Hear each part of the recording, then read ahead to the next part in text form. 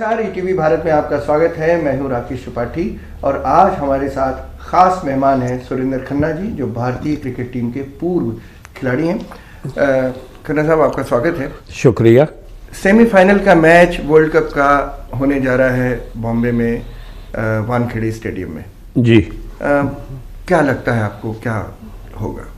देखो, ज्योतिषी तो नहीं हूँ, बट जो दोनों टीमों की फॉर्म देखी है इस टूर्नामेंट में और इतिहास जो है न्यूजीलैंड का, वो लास्ट के 2 वर्ल्ड कप जो हुए फाइनल खेले उन्होंने। भारत ने आउटस्टैंडिंग क्रिकेट खेली है अभी तक और अपने सारे मुकाबले जीते हैं, कन्विंसिंगली जीते हैं और भारतीय टीम भारत में फेवरेट मानी जाती है। बट ये नॉकआउट मुकाबला है, तो उस दिन हम किस तरह खेलते हैं उस पर निर्भर करेगा। आज से पहले जो है वो रिकॉर्ड बुक्स में है, हिस्ट्री में है। उस दिन तय होगी हिस्ट्री कि हम फाइनल खेलेंगे या कौन सी टीम खेलेगी, बट मैं उनको फेवरेट मान के चल रहा हूँ। ऐसा भी कहते हैं कि नॉकआउट जो मुकाबले होते हैं भारत के लिए बहुत प्रेशर होता है उनके ऊपर। अक्सर जो पुराने मुकाबले हैं देखे हैं, उसमें प्रेशर बहुत होता है, वो प्रेशर अंडर प्रेशर आ जाते हैं अक्सर। तो देखो, क्या करें? प्रेशर तो इंटरनेशनल क्रिकेट खेलोगे तो प्रेशर तो है ही। ये कहना कि नॉकआउट में ज़्यादा होता है और पहले कम होता है, ऐसा नहीं होता है। When you are playing for the country और फॉर योर स्टेट, तो आपको जो है थोड़ा प्रेशर तो होता है। और जिस खिलाड़ी को प्रेशर नहीं होता है, मेरा ख्याल वो सीरियस नहीं है। मुझे याद है ओलंपिक चैम्पियन जो है 100 मीटर्स के, उनसे बातचीत हो रही थी 3 ओलंपिक जीतने के बाद भी, मेडल जीतने के बाद भी उनसे जब बात हुई, वो कहते हैं आज भी जब मैं ट्रैक पे आती हूँ तो मेरे को लगता है जैसे कि मैं पता नहीं आज क्या होगा मेरे साथ। तो when you have that kind of feeling, Virat Kohli है जैसे, उसका आप वर्क कल्चर देखो। Rohit Sharma, he makes batting look easy, you know, जब वो खेलता है। ऐसे न्यूजीलैंड में विलियमसन है, एक फ्रेज है, let your work make the noise. तो न्यूजीलैंड टीम वो है। हमारे खिलाड़ियों की चर्चा ज़्यादा होती है, उनकी कम होती है, बट उनका काम जो है किसी से कम नहीं है। बहुत डिसिप्लिन है, बहुत प्लानिंग के साथ खेलते हैं और बड़ी बात नहीं करते हैं, तो उनका काम बोलता है। तो मुकाबला टक्कर का है। तो मैं समझता हूँ कि यहाँ पे जो नर्व्स पे कंट्रोल रखेगा बड़े मैच में, आमतौर पे हम ये कहते हैं। जो इंडियन टीम का अभी तक का खेल रहा है इस वर्ल्ड कप में, बहुत संजीदा तरीके से और बहुत ही कंट्रोल करके गेम को, बहुत ही स्ट्रैटेजी के साथ और उस पर खेल पर काबू करके खेले हैं। लेकिन ये जो नॉकआउट मुकाबला है, इसमें बहुत सारे लोग कहते हैं कि जो मुंबई की पिच है वानखेड़े की, वो रेड सॉइल है और उस पर बॉल अच्छा खासा बाउंस मिलता है, बैट के लिए अच्छा खासा बाउंस मिलता है। और 4 मुकाबलों में से 3 मुकाबलों में वो टीम जीती है जिसने पहले टॉस जीतकर पहले खेला है। और कहते हैं कि उसी के लिए कहते हैं शायद win the toss and win the game. तो क्या ये सही है? सेमीफाइनल को देखें अगर, देखो, दिल्ली में बैठ के मुंबई की बात करना कि वहाँ ग्राउंड कंडीशन शाम को ड्यू पड़ती है, नहीं पड़ती है, कई फैक्टर्स होते हैं। रोहित शर्मा बहुत ही शांत स्वभाव के हैं, वो अपने कंट्रोल में रहते हैं। बहुत रेयर होगा कि अगर आप फील्ड पे आप देखें कि उनको वो अपसेट हों या किसी चीज़ पे, तो बहुत शांत स्वभाव के हैं। और जब कप्तान फॉर्म में होता है तो अपने खिलाड़ियों से भी बहुत अच्छी परफॉर्मेंस निकालने में कामयाब होता है और अनुभव बहुत है। उन्होंने IPL मुंबई को 3-4 बार जितवाया है। मैं समझता हूँ कि वो अनुभव, और मुंबई के हैं, अपने घर में खेल रहे हैं। हमारी टीम में 4-5 खिलाड़ी हैं जो मुंबई से हैं, तो वो कंडीशन से वाकिफ़ हैं। वैसे तो जितनी भी टीमें हैं, एक नेदरलैंड्स को छोड़ के, इस वर्ल्ड कप में ICC और BCCI के जो दिमाग लगे, वो उन्हीं ग्राउंडों में ज़्यादातर मैच हो रहे हैं जहाँ पे हमारी IPL फ्रेंचाइज क्रिकेट होती है। अगर आप ऑब्जर्व करें, नेदरलैंड्स की टीम के खिलाड़ी IPL में आते नहीं हैं, तो किसी को अनड्यू एडवांटेज नहीं है। तो ये लेवल प्लेइंग फील्ड है। अब विकेट कैसे होल्ड करती है, क्योंकि वहाँ गर्मी और ह्यूमिडिटी बहुत है। फिटनेस लेवल अगर आप देखें, जैसे उस दिन अफगानिस्तान के ऊपर एक खिलाड़ी पागल हो गया, मैक्सवेल, अकेले ही 200 मार दिए, 7 आउट हो चुके थे। कोई सोच नहीं सकता था। क्रैम्प्स आ रहे थे, बिकॉज सॉल्ट लॉस होता है, वाटर लॉस होता है आपकी बॉडी में। तो भारतीय खिलाड़ी जो है, मुंबई के 5-6 प्लेयर जो हैं, वो जानते हैं वहाँ कैसी है। विराट कोहली मेरा ख्याल पिछले 10-15 साल से मुंबई में रह रहा है, तो वो भी जानता है। सभी खिलाड़ी कंडीशंस को जानते हैं। न्यूजीलैंड के खिलाड़ी ज़्यादातर IPL में खेलते हैं, 2-2, 3-3, 4-4 महीने, बहुत लंबे समय से खेल रहे हैं। So they are all well versed with. और आजकल जितने ट्रेनर्स, सपोर्ट स्टाफ टीमों के साथ रहता है, वो इनको फिट रखते हैं। तो मेरा ख्याल जो है उस तरफ से कोई चिंता नहीं होगी। और ये सेमीफाइनल मुकाबला न्यूट्रल, इसमें जो है क्यूरेटर जो है आईसीसी की कंट्रोल में है, तो अच्छा ही विकेट और अच्छा ही मैच देखने को मिलेगा। इनकेस अगर टॉस हारते हैं और पहले बैटिंग बॉलिंग करने की ज़रूरत पड़ती है, तो क्या इस पे वो तो हम पर भी लागू होगा कि जब अंडर द लाइट जब बॉल हिलेगी घूमेगी तो वो तो बाद में हम बैटिंग करने आएंगे तो हमें भी, तो क्या ये सब टीमें तो इसके लिए तैयार रहती हैं, हम कभी भी खेलें आगे या पीछे, लेकिन इसका भारतीय टीम की जो संरचना है उसको देखते हुए आपको लगता है कि वो हैंडल कर सकेंगे अच्छी? देखो, हमारे पास रविंद्र जडेजा 7 नंबर पे आता है, जो बल्लेबाजी भी शानदार करता है, गेंदबाजी तो करता ही है, फील्डर भी आउटस्टैंडिंग है। तो मेरा ख्याल 8-9 नंबर तक हमारे जो खिलाड़ी हैं वो बल्लेबाजी भी करते हैं, बट उनका नंबर ना आए कि ऊपर के बल्लेबाजी 50 ओवर खेलें ज़्यादा से ज़्यादा जो है मेन बैट्समैन। तो राहुल भी है हमारे पास, रोहित भी है, विराट कोहली भी है, सूर्य यादव भी है, तो बल्लेबाजों की कोई कमी नहीं है। ये है अपने पोटेंशियल पे खेलें, और मेरे ख्याल से as a cricketer I would like a good semifinals, but as an Indian I would like India to win and play the finals. और जहाँ तक टॉस का सवाल है, हम चेज भी अच्छा करते हैं, विराट कोहली मास्टर है उसका। हमारे और खिलाड़ी जो है, हमने जब चेज किया है तो मैच फिनिश बहुत अच्छे किए हैं हमने, ऑस्ट्रेलिया के ऊपर हो या और मैचेस में हो।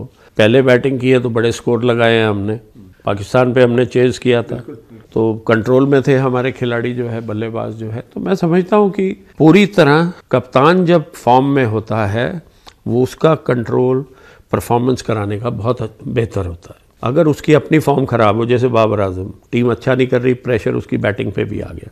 अब रोहित जो है बल्लेबाजी अच्छी कर रहा है तो सबसे परफॉर्मेंस भी निकलवा रहा है, यू नो, खुद परफॉर्म करेंगे तो it becomes very easy, you know. Sir, आप तो विकेट कीपर रहे हैं बड़े मशहूर, और हम ये जानना चाहते हैं कि बतौर विकेट कीपर आप गेंद को सबसे अच्छी तरीके से पढ़ सकते होंगे। हम ये जानना चाहते हैं, अभी इंडियन बॉलिंग साइड अचानक जो तेज़ी आई है, जो स्ट्रेटेजिकली वो इतना उनकी धार मजबूत हुई है, ये इस पर क्या कहेंगे आप? ये हमारे लिए तो अभूतपूर्व है। देखो, अगर आप पिछले 2 साल से देखें, मोहम्मद सिराज हमारी गेंदबाजी में, अनुभव अगर देखें शमी का, और स्पिनर्स हमारे देखें, तो they have been doing consistently well. Bumrah injury prone है, जब तक वो नहीं था, बुमराह के वापस आने से जिस गति पे वो अंदर बाहर करा रहा है गेंद, मेरा ख्याल इस टूर्नामेंट में न्यूजीलैंड के सीमर्स हैं बोल्ट और हेनरी, जिन्होंने उस तरह की गेंदबाजी शुरू में जो है विकेट निकाल के दिखाए हैं। बुमराह के आ जाने से जो है हमारी बॉलिंग जो है वो बहुत ही बेहतरीन लग रही है। तो मैं समझता हूँ कि उनका पहला स्पेल जो होता है, पहले 10 ओवर जिसमें आमतौर पे ऑपोजिशन जो है बड़ा स्कोर खड़ा करती है कि हम वो जो फील्ड रेस्ट्रिक्शन का फ़ायदा उठाएं, उसमें बुमराह जो है अंकुश लगाने में कामयाब होते हैं, भारतीय गेंदबाज का उसमें अंकुश।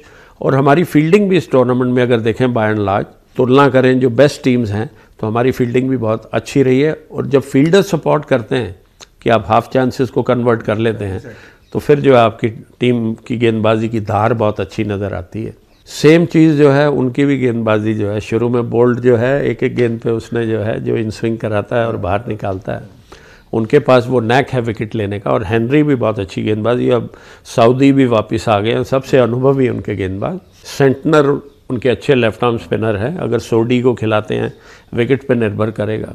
बट भारतीय टीम का बैलेंस जो है और न्यूजीलैंड का वो मुकाबले का है, तो उस दिन पे कौन बढ़िया नर्व्स पे कंट्रोल रख के खेलता है, विजय उसे मिलेगी। मैं चाहता हूँ कि इंडिया जीते।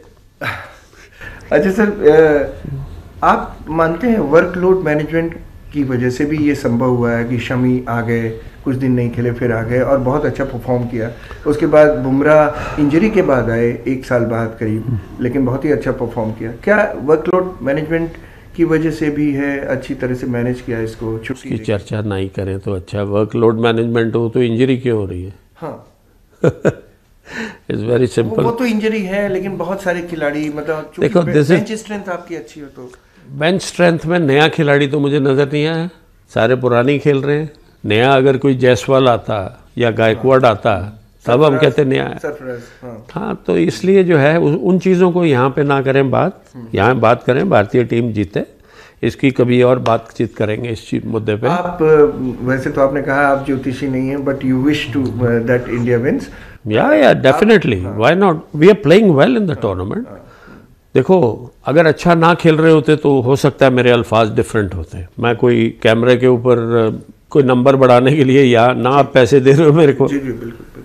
आपने मेरे से रिक्वेस्ट की, मैं आपसे बातचीत करने को तैयार हो गया। Virat Kohli as a player, आप मतलब वैसे 35 के हो चुके हैं, कितना क्रिकेट और बचा हुआ देखते हैं? फिटनेस तो बहुत ही कमाल की है उनकी। देखो, मेरे हिसाब से age is only a number.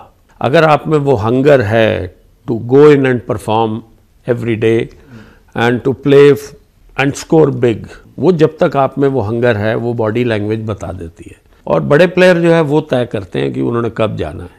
आप और हम उस पर चर्चा नहीं कर सकते। As long as he is enjoying, he is serving the team well, मेरे ख्याल उससे बड़ी कोई चीज़ नहीं हो सकती। ये 3-4 बैट्समैन हैं, Williamson, Smith, Virat Kohli and जो रूट। जब ये जाएंगे तो ऐसा वैक्यूम आएगा, क्योंकि ये टेक्निकली अच्छे हैं और इनकी लॉन्गेविटी भी कमाल की है। और चारों बैट्समैन अगर देखें, उनके शतक अगर मिलाएंगे तो मेरे ख्याल 100, 125, 150 के करीब हो जाएंगे। तो people and cricket will miss it.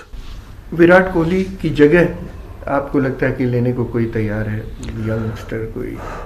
देखो, जब नेहरू जी थे प्रधानमंत्री तो हम सोचते थे उनके बाद कौन, तो देश तो चल रहा है। गावस्कर साहब, गुंडप्पा विश्वनाथ के बाद कौन, फिर और बैट्समैन आ गए, फिर गांगुली कप्तान आए, कपिल देव ने पूरे वर्ल्ड को जो है चमका दिया। कपिल देव जैसा कप्तान और ऑलराउंडर मेरा ख्याल कहीं इस सदी में क्या हज़ारों साल तक नहीं होगा इतना बड़ा। तो ये हर ईरा में, फिर सचिन तेंदुलकर आए, अब विराट कोहली उनके रिकॉर्ड बीट कर रहे हैं। तो records are meant to be broken. तो हर ईरा में ग्रेट आते रहते हैं। और जिस तरह से अब ये आईपीएल ने इस गेम को बड़ा कर दिया है, खिलाड़ियों की अगर आप देखें, अब वो 42-44 साल तक भी खेल रहे हैं।